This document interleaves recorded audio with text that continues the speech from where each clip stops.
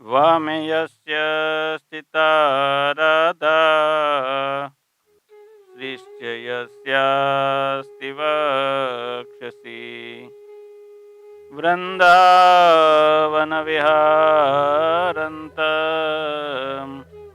श्रीकृष्णं यदि चिन्तये। ॐ श्री स्वामिनारायणाय नमो नमः। श्रीकृष्णाय घनश्यामाय नीलकण्ठाय श्रीसहजानंद स्वामिने नमो नमः। बोलो श्री स्वामिनारायण भगवाननी जय। ઈષ્ટદેવ ભગવાન શ્રી સ્વામિનારાયણ ગુરુજનોના ચરણોમાં વંદન તથા સર્વે ભાવિક ભક્તો શ્રીમદ ભગવદ્ ગીતા જ્ઞાન શ્રવણ કરી રહેલા જ્ઞાન પીપાસુ ભક્તજનોના હૃદયમાં વિરાજમાન શ્રી હરિના ચરણોમાં વંદન. સર્વે ભક્તોને ભાવથી જય શ્રી સ્વામિનારાયણ.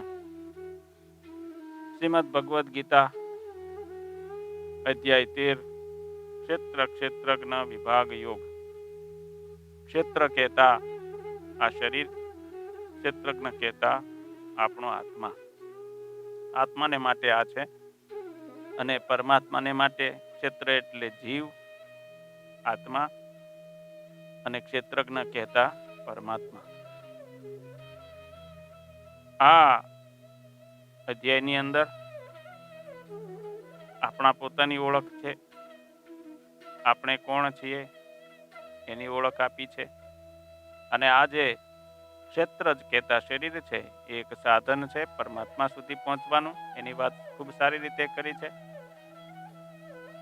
અને કેવી રીતે આપણે પરમાત્મા સુધી પહોંચી શકાય એ પણ સુંદર સ્વરૂપનો નિર્ણય કરવામાં આવ્યું છે. એટલે જે લોકો પોતાના આત્માનું કલ્યાણ ઈચ્છતા હોય, પરમાત્મા સુધીની યાત્રા કરવાની જેમને ઈચ્છા હોય, એમને ધ્યાનથી આ અધ્યાયનું શ્રવણ કરવું. મયી ચાનન્ય યોગેન ભક્તિરવ્ય વિચારિણી વિવિક્ત દેશ સેવિત્વ મરતીર જન સંસદી. 13મા અધ્યાયના 10મા શ્લોકની અંદર ભગવાન શ્રી હરિ કહે છે કે મારામાં અનન્ય યોગથી અવ્યભિચારિણી નિશ્ચળ ભક્તિ રાખવી તથા એકાંત અને શુદ્ધ પ્રાંત પ્રદેશમાં રહેવાની રુચિ રાખવી અને વિષયી જન સમુદાયમાં પ્રીતિ ન રાખવી. સ્વર્ગારોહણના એક પુસ્તકમાં ભક્તિ યોગ અને તેના વડે આ શરીર રૂપી ક્ષેત્ર તથા યોગ દ્વારા આત્માની શુદ્ધિ બાબતે સુંદર વ્યાખ્યા આપેલી છે. એમાં લખ્યું છે કે જો થોડુંક શાંતિપૂર્વક વિચારવામાં આવે તો સહેલાઈથી સમજી શકાય તેવું છે કે ભક્તિ દ્વારા પરમેશ્વરની સાધના કરતા કરતા ક્રમે ક્રમે હૃદયની નિર્મળતા સધાતી જાય છે. જેમ જેમ આપણે ભગવાનની ભક્તિ કરીએ, જેમ જેમ આપણે માળા ફેરવીએ, જેમ જેમ આપણે વ્રત ઉપવાસ કે કોઈ ખાસ તપ કરીએ, એમ એમ આપણું જે હૃદય છે નિર્મળ થતું જાય છે. અને એવા નિર્મળ હૃદયમાં પરમાત્માને માટેનો પ્રેમ પેદા થાય છે. અને એ પ્રેમ જેમ જેમ પરમાત્મા તરફ પ્રબળ બનતો જાય છે તેમ તેમ ભક્ત પરમાત્માની વધારે ને વધારે નજીક પહોંચતો જાય છે. અને એક એવી અલૌકિક અવસ્થા પર આસીન થાય છે કે જ્યારે જળ અને ચેતનમાં તમામ જગ્યાએ એને પરમાત્માની ઝાંખી થાય છે. સંસારમાં જે કંઈ પણ છે એ બધું જ એને પરમાત્માના નિવાસ સ્થાનભૂત લાગવા માંડે છે. સંસારના જુદા જુદા પદાર્થોની બાહ્ય વિભિન્નતાની અંદર પરમાત્મા વ્યાપીને રહેલા છે તેનું અખંડ અભિન્ન એ દર્શન કરે છે. એવી રીતે જ્ઞાનથી પરમેશ્વરનું સર્વજ્ઞત્વ, સર્વ અંતર્યામીપણું અને તેથી મારા ઉપાસ્ય ઈષ્ટદેવ અત્ર તત્ર સર્વત્ર રહેલા છે એવી ભાવના થવાથી આ ભક્તને સર્વ સ્થળે ભગવાનનું દર્શન થાય છે. નરસિંહ મહેતા જેવા ભક્ત શિરોમણી સંત પુરુષે પ્રભુની ઉપાસના કરતા કરતા આ સ્થિતિ સુધી પહોંચીને સ્વાભાવિક રૂપે જ ગાયું છે, અખિલ બ્રહ્માંડમાં એક તું શ્રી હરિ જૂજવે રૂપે અનંત ભાસે. સારા એ સંસારની અંદર ભગવાન રહેલા છે, પરંતુ અનેક રૂપે આપણને દેખાય છે. આ જ્ઞાન તત્વજ્ઞાનનો અર્ક છે, તત્વજ્ઞાનનો સાર છે, તત્વજ્ઞાનનો નિષ્કર્ષ છે. ભોગ વિલાસથી રચ્યા પચ્યા લોકોથી દૂર રહી અંતરના અવાજને સાંભળો. જે અવાજ ઈશ્વરને માર્ગે લઈ જનારી નેવિગેશન સિસ્ટમનો એકમાત્ર અવાજ છે. નેવિગેશન સિસ્ટમ જે છે, મોબાઈલની અંદર આપણે મેપ ખોલીએ એને નેવિગેશન સિસ્ટમ કહેવાય. એની અંદર જ્યાં આપણે જવું હોય એનું એડ્રેસ નાખી દઈએ તો એ એડ્રેસ આપણને ત્યાં એડ્રેસ રસ્તે આપણને લઈ જાય છે. એ તરફ આપણે ગાડી ચલાવીએ છીએ જેમ બતાવે એ પ્રમાણે, તો ત્યાં લઈ જાય. એવી જ રીતે ઈશ્વરના માર્ગે અંતરનો અવાજ આપણને લઈ જાય. मन शरीर का हिस्सा है, सुख दुख का एहसास करना आत्मा का नहीं शरीर का काम है. अध्यात्म ज्ञान नित्यत्वम तत्व ज्ञानार्थ दर्शनम एतज ज्ञानमिति प्रोक्त मज्ञानम यदत्वन्यथा. 11મા શ્લોકમાં ભગવાન શ્રી હરિ કહે છે કે આત્મ સ્વરૂપના અનુસંધાન પૂર્વક પરમાત્મા સ્વરૂપમાં નિત્ય નિરંતર સ્થિતિ રાખવી અને તત્વજ્ઞાન રૂપ અર્થનું દર્શન કહેતા સાક્ષાત્કાર કરવો, આ સઘળું જ્ઞાન એમ કહેલું છે. અને આનાથી જે વિપરીત છે તે અજ્ઞાન જાણવું. ભગવાન શ્રી સ્વામિનારાયણે વચનામૃતમાં અને અન્ય શાસ્ત્રોમાં તત્વજ્ઞાન ઉપર ખૂબ સુંદર ચર્ચાઓ કરેલી છે. નિર્જન એકાંતવાસમાં રહેવાથી સ્વભાવમાં સ્થિતિ અને પરિસ્થિતિ વચ્ચે સમભાવ ઊભો થઈ શકે છે. આપણે એકાકી રહેતા હોય, એકલા નિર્જન, કોઈ માણસો ના હોય, તો ત્યાં આપણને સમભાવ થઈ શક્ય છે. આ અવસ્થા એટલે જીવાત્માનું સ્વરૂપ અને પરમાત્માનું સ્વરૂપ તથા માયાનું સ્વરૂપ, આ ત્રણેયને યથાર્થ જાણવાની શરૂઆત અને એનું જ નામ જ્ઞાન. જીવને જાણીએ, આત્મા આપણે કોણ છીએ એ પણ જાણવું જરૂરી છે. માયાનું સ્વરૂપ શું છે એ પણ જાણવું જોઈએ, અને પરમાત્માનું સ્વરૂપ શું છે, આ ત્રણેયનું જ્ઞાન આપણે જાણીએ એનું જ નામ સાચું જ્ઞાન છે.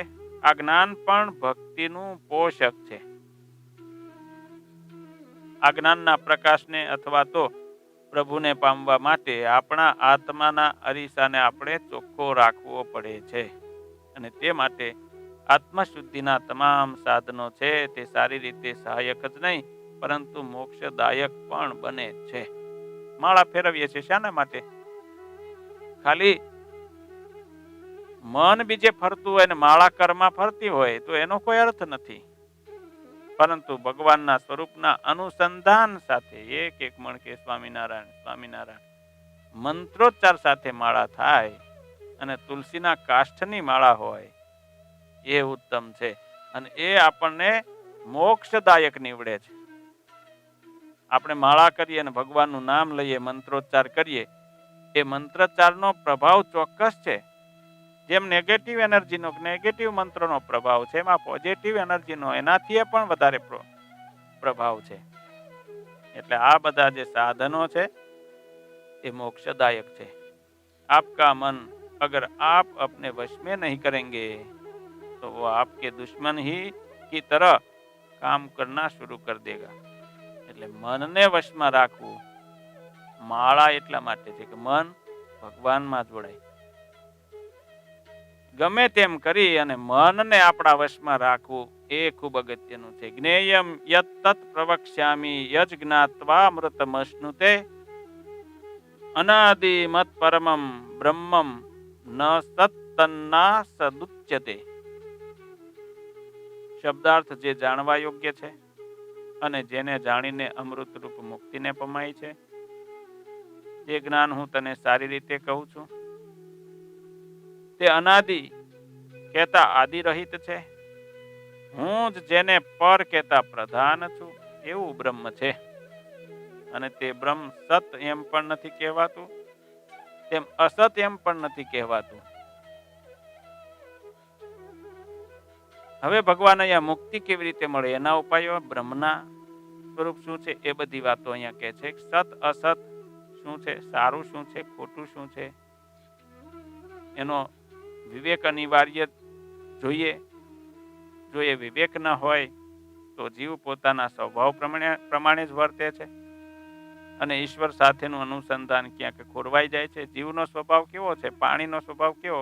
ઢાળવો એ તરફ ગતિ કરે. એવી જ રીતે જીવનો સ્વભાવ કેવો? જ્યાં ત્યાં ચોંટવાનો સ્વભાવ છે એનો. ફિલ્મો જોવામાં મન દોડી જાય છે, હોટલોનું ખાવા પીવાનું, ક્લબોની અંદર નાચગાન કરવાનું હોય એમાં સહજ મનનો ઢાળ છે. આ વિષયોના ઉપભોગમાં સરળતા અને સહજતાથી મન દોડી જાય છે. આ એનો સહજ સ્વભાવ છે. એને આપણે કંટ્રોલ કરવાની વાત છે. કેવી રીતે કંટ્રોલ કરવો એની વાત અહીંયા કહેવામાં આવે છે. અસત્ય એટલે સત્યની સંપૂર્ણ અથવા નાની મોટી સતત ગેરહાજરી. તમસ કહેતા અંધકાર એટલે પ્રકાશની ગેરહાજરી. એટલે જેટલી પણ નકારાત્મક વસ્તુ કે પરિસ્થિતિ જીવની આસપાસ રચાતી હોય તે માત્ર ને માત્ર આભાસી હોય છે. મુખ્યત્વે હકારાત્મક વસ્તુનો અભાવ તેની બિલકુલ વિરુદ્ધનું આભાસી પ્રતિબિંબ ઊભું કરે છે કે જે નકારાત્મક હોય છે. આપણી અંદરના સ્વને શોધવા માટે આપણી પહેલા આપણી અંદરના અહમને કાપવો પડે છે. અને આ અહમ એટલે આપણા સ્વની ગેરહાજરી. અહમને દૂર કરો. અહમને પહેલા ઓળખવો જોઈએ.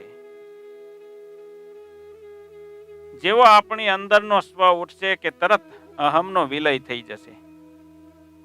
મન એ પોતાને ગમતું જે અનુકૂળ હોય તે કરવા આપણા શરીરને પ્રેરે છે. મનને જે ગમે ને એ તરફ જ મન આપણને લઈ જાય છે. પણ જો બુદ્ધિ સજાગ રાખીએ તો તરત જ આપણી ચેતના સમજી જાય છે કે મન જે રસ્તો બતાવે છે તે સ્વ તરફનો છે કે અહમ તરફનો છે.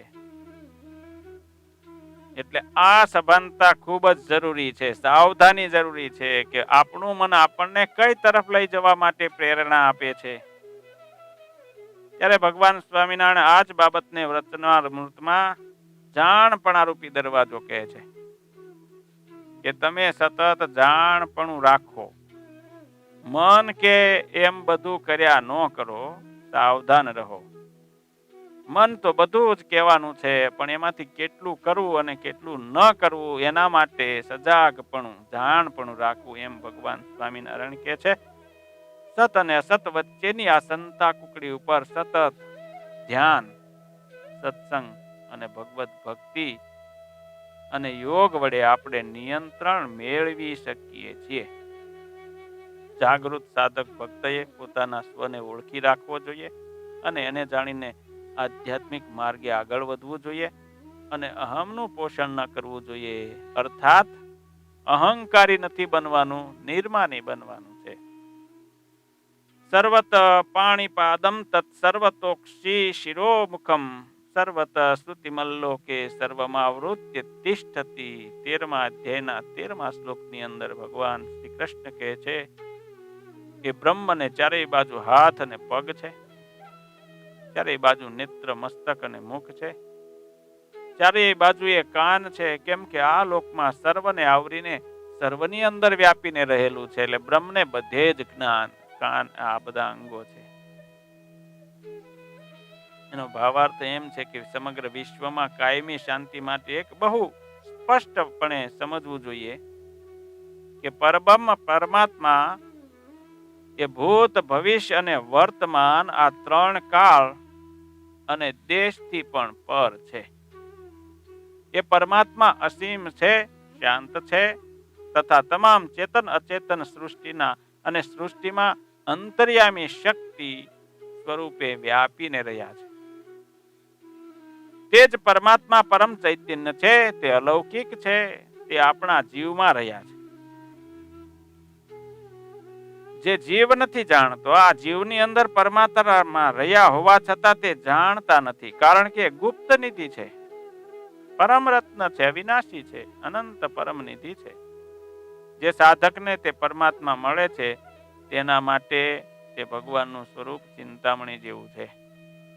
જે ઓળખી જાય છે ભગવાનને અને જે ભગવાનનો સાક્ષાત્કાર કરી લે છે, જે પોતાના મનની વૃત્તિ અખંડ ભગવાનમાં રાખી શકે છે, એના માટે ભગવાનનું સ્વરૂપ ચિંતામણી સમાન છે. જે ચિંતવે એ તમામ ઈચ્છિત ફળ, પદાર્થ તમામ વસ્તુ એને મળી જાય છે. તે જ પરબ્રહ્મ પરમાત્મા અનેક કલ્યાણકારી શુભ ગુણથી સંપન્ન છે, માયાના તમામ ગુણથી પર છે, જીવને સર્વ કર્મ ફળ પ્રદાતા છે, ઔદાર્ય, સૌશીલ્ય, ગાંભીર્ય, કારુણ્ય અને તમામ ત્યાજ્ય ગુણથી રહિત છે. આ સંપૂર્ણ વિશ્વ જેમાં નિષ્પન્ન છે, જેમાં સ્થિત છે અને જેમાં લીન થાય છે, તે છે પરબ્રહ્મ. એ પરબ્રહ્મ સર્વેમાં વ્યાપીને રહેલા છે, મારામાં છે, તમારામાં છે, કણ કણમાં ભગવાન રહેલા છે. आनंद बस मन की एक स्थिति है जिसका बाहरी दुनिया से कोई नाता नहीं है. सर्वेन्द्रिय गुणाभासम सर्वेन्द्रिय विवर्जितम असक्तम सर्वभृत चैव निर्गुणम गुणभोक्तृ च. 13મા અધ્યાયના 14મા શ્લોકનો શબ્દાર્થ. તમામ ઇન્દ્રિયોના ગુણોનો આભાસ એ બ્રહ્મને વિશે થાય છે, તો પણ તે સ્વરૂપ ઇન્દ્રિય વિનાનું અને સર્વથી અલિપ્ત છે, છતાં સર્વને ધારણ કરનારું છે અને ગુણ રહિત છે, છતાં ગુણોનું ભોગતા છે. ભાવાર્થ અહીં આ શ્લોકમાં સ્પષ્ટપણે ભગવાનનું શરણું લેવાની વાત થાય છે. કોનું શરણું લેવું? તે ભગવાન શ્રી કૃષ્ણે આપણી એટલે કે મારી ને તમારી દરેક વ્યક્તિની પાત્રતા ઉપર છોડી દીધું છે.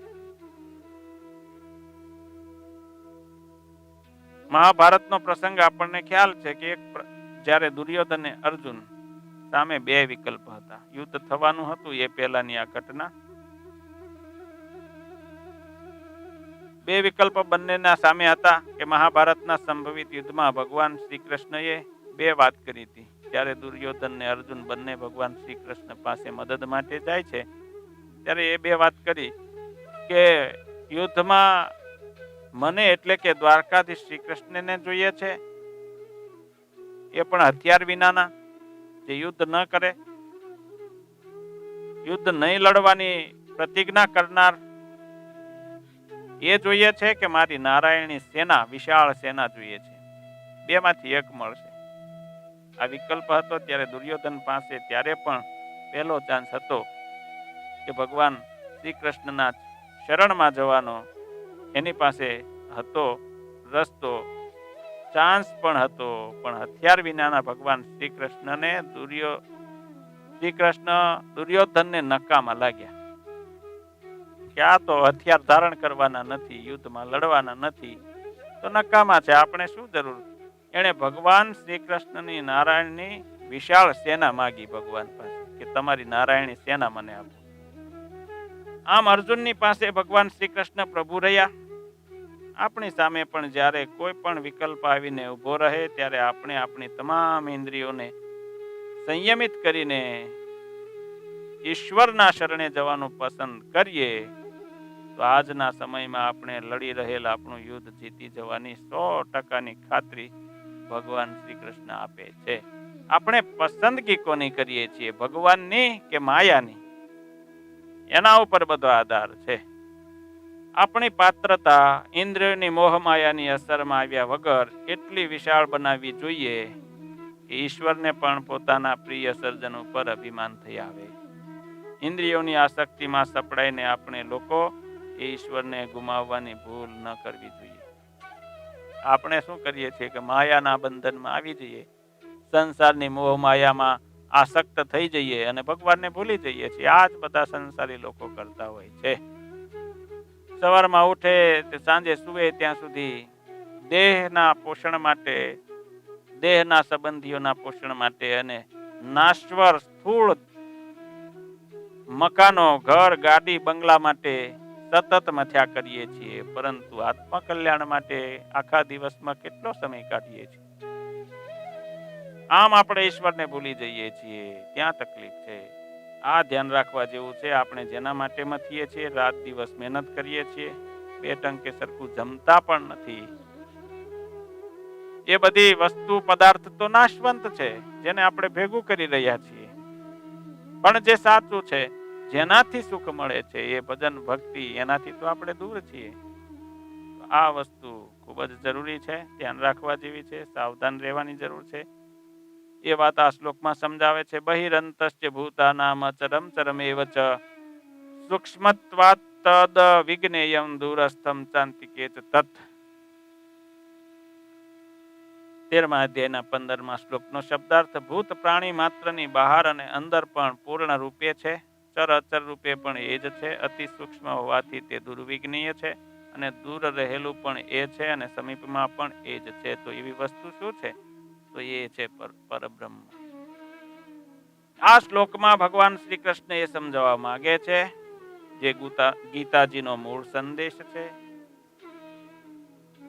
એ જ કર્મ આપણો પીછો નથી છોડતું. ગીતાજીનો મૂળ સંદેશ કે કર્મ ક્યારેય આપણો પીછો છોડતું નથી. ભૂતકાળમાંથી આપણે માત્ર કંઈક શીખી શકીએ, પણ તેને બદલાવી નથી શકતા, કે નથી તેના દુરોગામી પરિણામોથી આપણે છટકી શકતા. સંપૂર્ણ મહાભારત પણ એ જ બાબતો ઉપર રચાયેલું છે. કર્મથી ક્યારેય કોઈ પીછો છોડાવી શકતું નથી. કર્મના ફળની મીઠાશ જ નક્કી કરે છે કે આપણે કરેલા કર્મ ઈશ્વરે નક્કી કરેલા એક સીમા રેખામાં થયેલું હતું, કે ઈશ્વરે નક્કી કરેલી સીમા રેખાની બહારનું હતું. એક વસ્તુની સમજણ હોવી જરૂરી છે કે સીમા રેખાની બહાર થયેલું જે કર્મ જ મહાભારતનું નિર્માણ કરે છે અને તેનો પાયો નાખે છે. ટૂંકમાં સમજણપૂર્વક થયેલું કર્મ એ ઈશ્વર તરફ લઈ જઈ રહેલા રસ્તાનો એક માઇલસ્ટોન છે, જેનું આપણે ધ્યાન રાખવું બહુ જ જરૂરી છે. એટલે કર્મ કરતા પહેલા 100 વાર વિચાર કરવો કે હું જે આ કર્મ કરી રહ્યો છું, એનું ફળ મારે કેવું ભોગવવું પડશે. આ એક વસ્તુ દરેક માણસના મગજમાં આવી જાય ને, તો ક્યારેય દુનિયાની અંદર કોઈ ખરાબ કર્મ થાય જ નહીં. પણ લોકો ભૂલી જાય છે અને ખરાબ કર્મ કરી નાખે છે આવેગમાં આવી જઈને.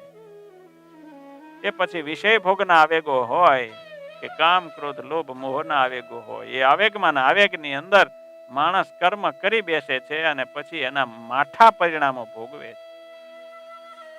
અવિભક્તમ ચ ભૂતેષુ વિભક્તમિવ ચ સ્થિતમ ભૂત ભરતુ ચ તજ્ઞેયમ ગ્રહિષ્ણુ પ્રભ વિષ્ણુ ચ. 13મા અધ્યાયના 16મા શ્લોકનો શબ્દાર્થ. તે પરમાત્મા વિભક્ત હોવા છતાં સર્વભૂતોમાં વિભક્તની જેમ રહ્યા છે. એ પરમાત્મા પ્રાણીઓનું ભરણ પોષણ કરનારા છે, તમામને ઉત્પન્ન કરનારા છે, તેમજ સર્વનો સંહાર કરનારા પણ તે જ છે. આ શ્લોકમાં પરમાત્માના સમગ્ર રૂપનું વર્ણન કરવામાં આવ્યું છે. જેમ સંસાર ભૌતિક દ્રષ્ટિથી એક છે, પરંતુ વાસ્તવિક તત્વ પણ એક જ છે, અવિભક્ત છે. જેમ સંસાર પંચભૌતિક દ્રષ્ટિથી એક હોવા છતાં અનેક રૂપોમાં દેખાય છે, તાત્પર્ય એ છે કે પરમાત્મા એક હોવા છતાં અનેક છે અને અનેક હોવા છતાં એક છે. ઉત્પન્ન કરનારામાં પણ પરમાત્મા છે અને ઉત્પન્ન થનારામાં પણ પરમાત્મા છે. ભરણ પોષણ કરનારા પણ પરમાત્મા છે અને જેનું ભરણ પોષણ થાય છે તેમાં પણ પરમાત્મા છે. સંહાર કરનારા પણ પરમાત્મા છે અને જેનો સંહાર થાય છે એમાં પણ પરમાત્મા તો રહેલા જ છે. પરમાત્મા તો સર્વત્ર છે. જ્યોતિષામપિ તજ્જ્યોતિ તમસઃ પરમુચ્યતે જ્ઞાનમ જ્ઞેયમ જ્ઞાનગમ્યમ હૃદિ સર્વસ્ય તિષ્ઠિતમ. 13મા અધ્યાયના 17મા શ્લોકનો શબ્દાર્થ. પરમાત્મા પ્રકાશ કરનાર તેજોના પ્રકાશક છે, માયાના તમ અંધકારથી પર છે, જ્ઞાન રૂપ છે, જાણવા યોગ્ય છે અને જ્ઞાનથી જ પ્રાપ્ય છે અને સર્વના હૃદયમાં વસીને રહ્યા છે. આધ્યાત્મિક માર્ગે આગળ ચાલવા, પરમ તત્વ પરમેશ્વરને પામવા માટે આપણને યોગ્ય દિશામાંથી પ્રકાશ મળવો જરૂરી છે. સંસારની આ મોહમાયા આપણી આસપાસ આપણી વિરુદ્ધ રચાતા કાવા દાવા અધર્મના અંધકારને ચીરવા માટે એક ભગવાનની ઉપાસના રૂપી જ્ઞાન દ્રઢ થવું જરૂરી છે. ધન કરતા જ્ઞાન એટલા માટે ઉત્તમ છે કે ધનની રક્ષા તમારે કરવી પડે છે, જ્યારે જ્ઞાન તો પોતે જ તમારી રક્ષા કરે છે. એટલા માટે આપણને આપણા આત્માનું, પરમાત્માનું અને આ જગતનું જ્ઞાન હોવું જરૂરી છે. ઇતિ ક્ષેત્રમ તથા જ્ઞાનમ જ્ઞેયમ ચોક્ત સમાસતઃ મદ ભક્ત એતદ વિજ્ઞાય મદ ભાવા પાવોપપદ્યતે. આ પ્રમાણે ક્ષેત્ર, જ્ઞાન તથા જ્ઞેય સંક્ષેપથી કહી બતાવ્યું. મારો ભક્ત આ બરોબર સમજીને મારા ભાવને, પરમ પદને પામે છે.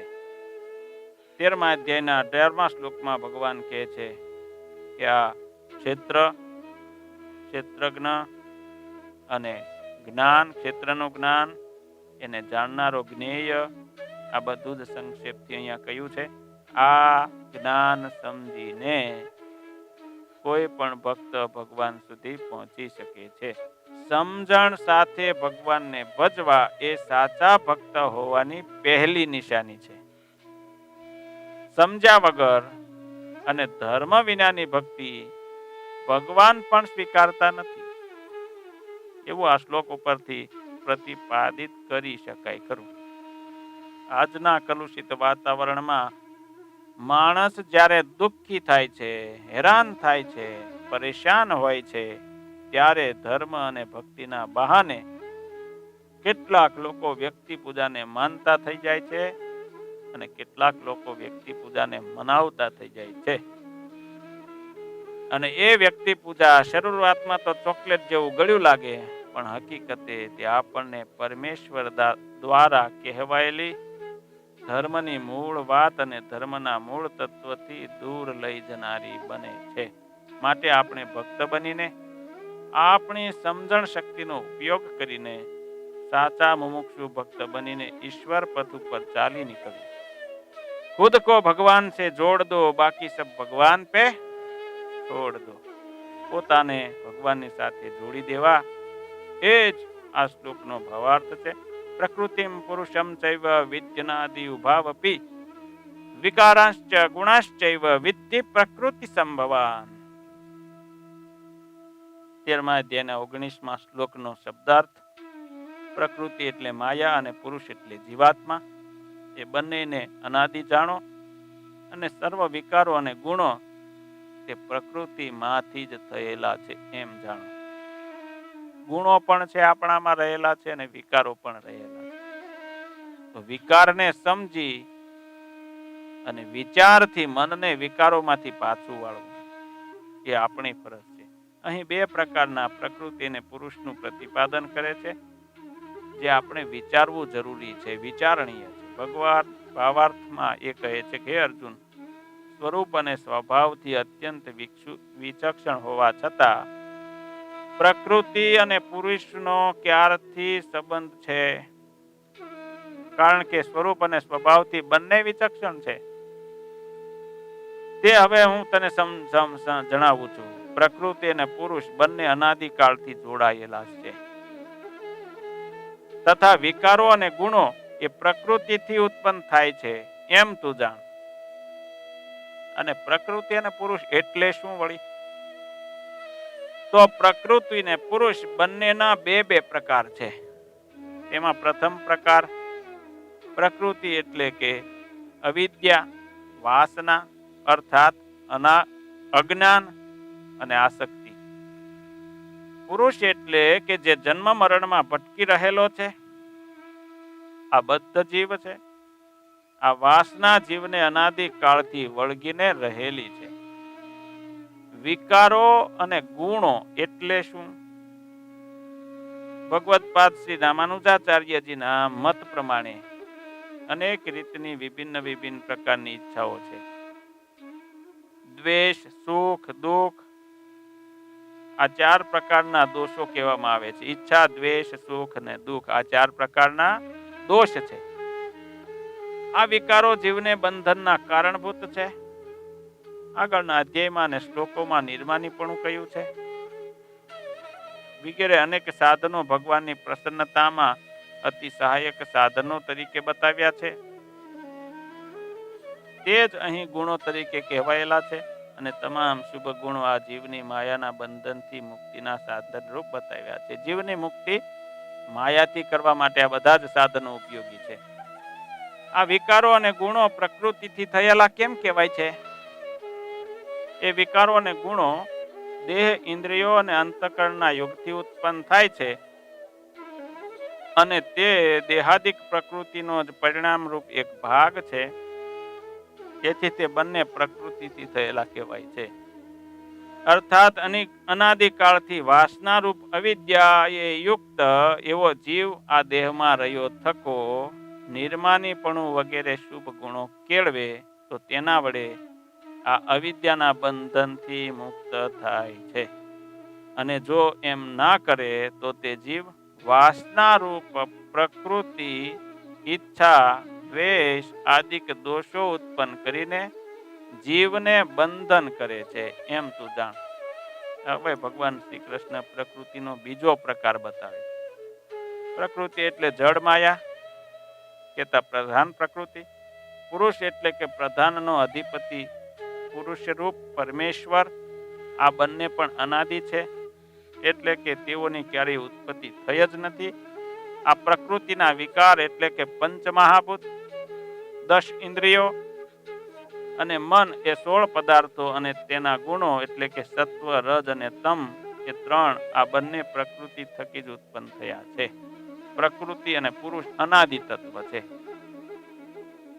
અને એનાથી જ બધું ઉત્પન્ન થાય છે. એમ જાણવું. એ જ્ઞાન સાથે આ જ્ઞાન સત્રને અહીંયા વિરામ આપીએ. સહજાનંદ સ્વામી મહારાજની જય. શ્રીપતિમ શ્રીધરમ સર્વદેવેશ્વરમ ભક્તિધર્માત્મજમ વાસુદેવમ હરે માધવમ કેશવમ કામદમ કારણમ શ્રી સ્વામિનારાયણમ નીલકંઠમ ભજે શ્રી સ્વામિનારાયણમ નીલકંઠમ ભજે. શ્રીપતિમ સહજાનંદ સ્વામી મહારાજ.